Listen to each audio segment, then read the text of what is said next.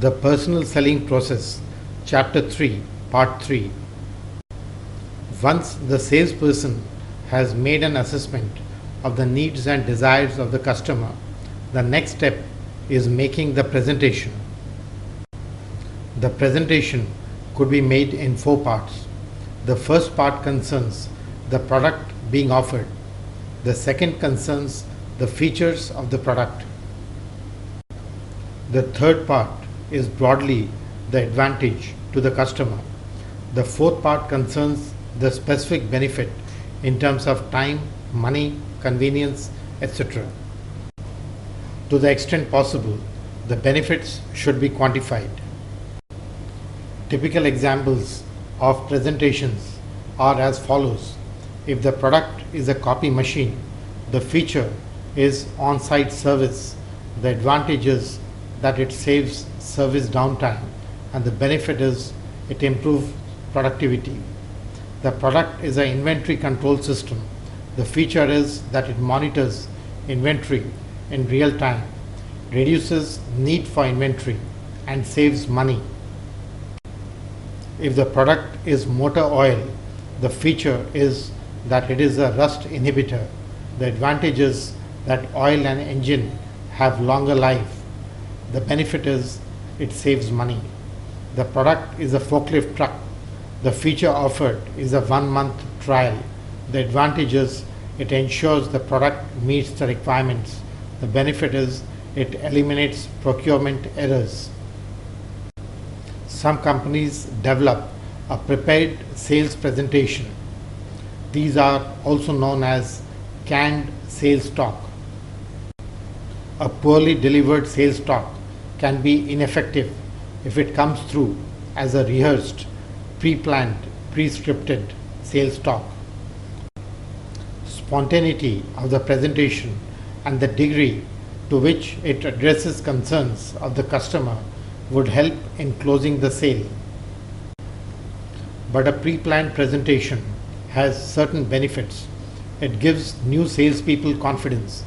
It can utilize tested sales techniques with proven effectiveness. It gives some assurance that the complete story will be told. It greatly simplifies sales training. Developing effective presentations. Some points to be kept in mind.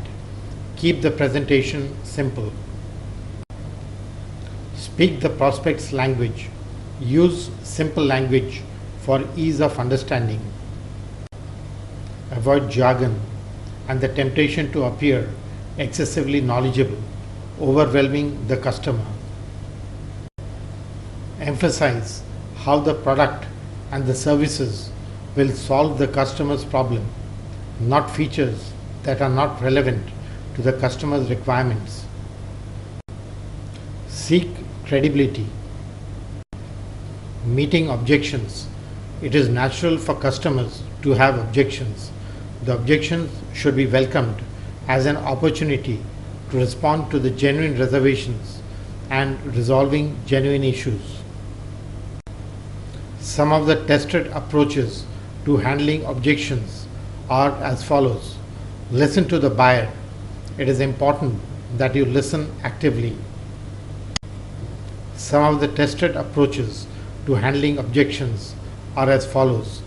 Clarify the objection.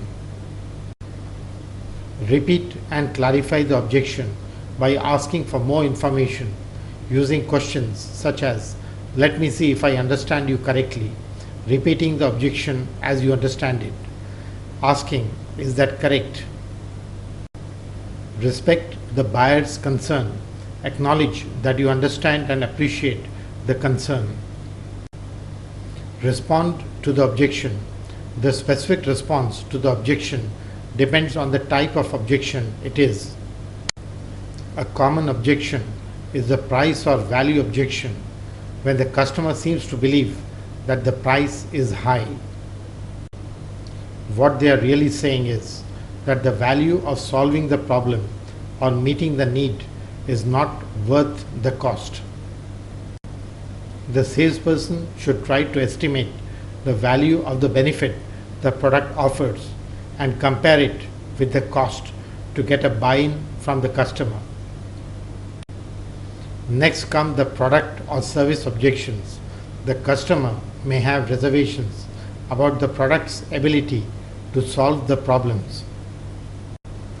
The salesperson should be prepared with information to demonstrate that the product can indeed solve the problems. Procrastinating objections. Many customers put off decisions by saying that they would need more time. In this situation, seek permission to meet someone higher or more decisive who could help close the sale. Hidden objections. Customers may articulate objections which are not their real objections. In such cases, make the customer comfortable so that the real objection comes to the surface.